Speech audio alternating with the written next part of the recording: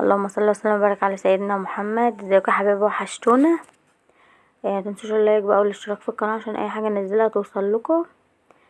صلوا على النبي كده يا جماعه. انا معانا كده. جبت كنت جبت 10 فرخات، وجبت 10 كيلو بطاطس، 5 و5، وجبت 5 رز، وجبت 2 كيلو شعريه، وجبت 4 كيلو طماطم. حبيت ان انا اوريكم الحاجه. طبعا الفراخ دي مش كبيره قوي بس حلو. الفرخه 2 كيلو. الفرخة 2 كيلو، الوزن بتاعها 2 كيلو يعني جبتها الوزن، قلت اللي انا بشتريها منه انا عايزة 10 فرخات، الفرخة 2 كيلو. ليه بقى؟ لان مش عايزاهم كبار قوي، وعشان يعني اعمل بهم اكل وكده. فطبعا يعني الرجلين دي مش هعوزها، هرميها، اغسلهم بقى معاكم وانضفهم وهنقعهم واخليهم زي الفل كده، عشان انا هعمل اكل ان شاء الله. طلعوا الحمزة عشان حمزة تعبان بقاله فترة كده. واللهم صل وسلم وبارك على سيدنا محمد. يعني قلت هعمل له اكل يعني لله وكده، ربنا يشفيه ويخليه يا رب. فانا طبعا الفراخ ده على طول انا بربي فراخ وبطلع على حبايبي وبدي لاصحابي والحبايبي، بس ما عنديش فراخ وما بربيش بقالي حوالي يجي 2 سنين، عشان كنت بقى حامل وولدت وكده، وما فضيتش ان انا اربي بصراحه. بس انا بحب التربيه. لو عندي فراخ انا بربي الفراخ، يعني دي الفرخة 2 كيلو، انا بربي الفراخ مثلا ممكن الفرخة اللهم صل على النبي تعمل 3 كيلو 4 كيلو ما شاء الله. يعني بربي فراخ كبيرة، بربي بط، بربي كل حاجة عندي ليا. بس انا ما بربيش طبعا في شقتي، انا بربي في شقة تانية، انا عندي شقتي التانية بربي فيها. بس انا لو عندي مش هعمل العز من ابني واعمله، بس انا ما عنديش، بس انا اشتريت. طبعا اشتريته من وزن 2 كيلو، يعني حلوين. بس انا لو عندي فراخ اكبر من كده كنت عملتها برضو. اللهم صل وسلم وبارك على سيدنا محمد. كده كنت مسكتهم قطعتهم كده وحطيتهم في الحوض. طبعا هشيلهم من الحوض عشان مش هينفع اسيب عليهم ميه، واغسلهم الحوض هيتكتم عليهم.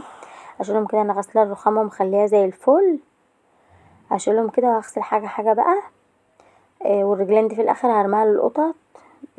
عندي برمي من البلكونه، يعني القطط بتاكلها وكده، هرميها مع الحاجه بقى اللي هتطلع من الفراخ وكده. فطبعا انا قلت بقى يعني هطلع فراخ كده، هشتري فراخ واطلعها. فقلت بنتي قالت لي لا اعملي، فقلت خلاص انا اعمل اكل لابني واطلع برضك لحبايبي وكده واصحابي واخواتي وكده. ولاصحابي يعني وكده.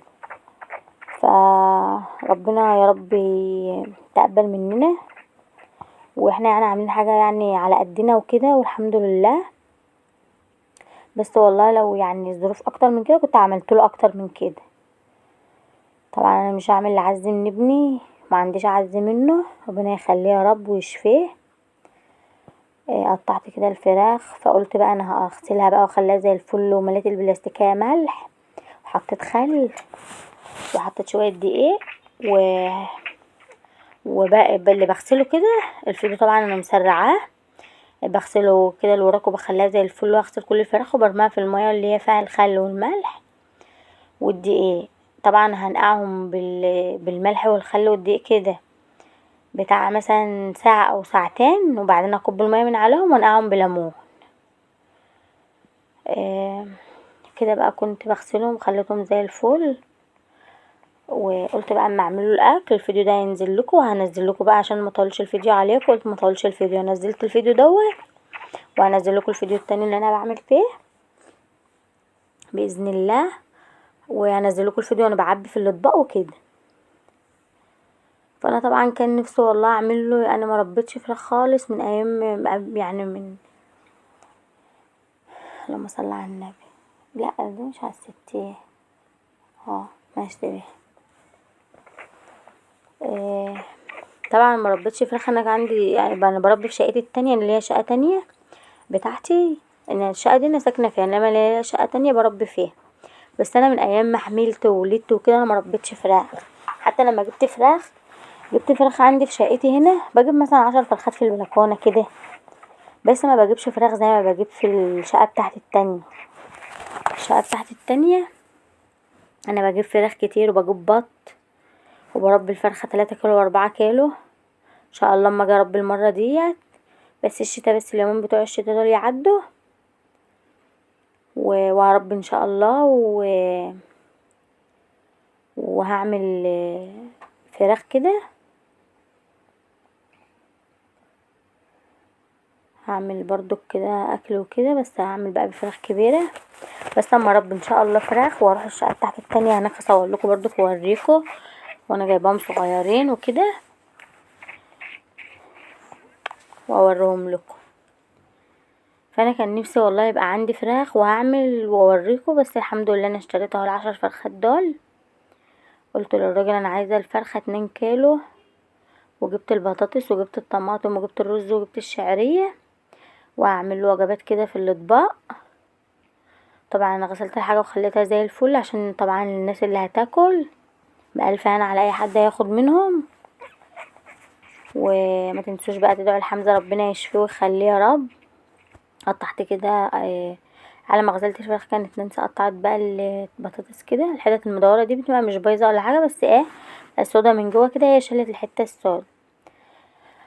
قطعت ده اللهم صل على النبي اول بلاستيكيه كده بطاطس، لسه بقى اقطع تاني البلاستيكيه التانية اغسلها بقى واحط عليها ميه، وانقعها بميه برضو احط عليها الميه كده. ونقعت الفراخ اهي، بصوا الميه بتاعتها محمره شويه. هسيبها بقى في الميه اللي انا عملتها ديت وكمان شويه هشيلها واقوم حاطه بقى الميه الليمون وانقعها بليمون كتير واسيبها برضو. انا عملت كده بس ما عملتش البتاع ده.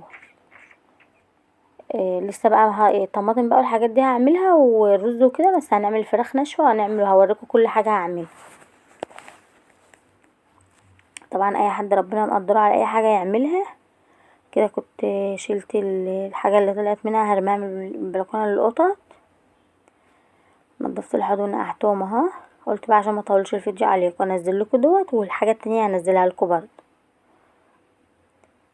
متنسوش بقى اللايك والاشتراك في القناة عشان يوصل لكم اي حاجة بنزلها، واللي مش مشترك معانا يشترك في القناة. غسلت البطاطس كده وخليتها زي الفل. ونفسي يعني كنت نفسي اعمل له حاجات اكتر من كده، بس حلو الحمد لله. عقبال ما اعمل له يا رب هو عريس. حطيت عليها ميه اهو، حاجه سهله، والحاجه اللي بتتعمل دي ما بتاخدش وقت وما بتتعبش. ولو ربنا مقدرك على فرخه او فرختين اعمليهم وطلعيهم كده ان شاء الله طبقين او 3 اطباق. متنسوش اللايك والاشتراك في القناه عشان يوصل لكم كل جديد.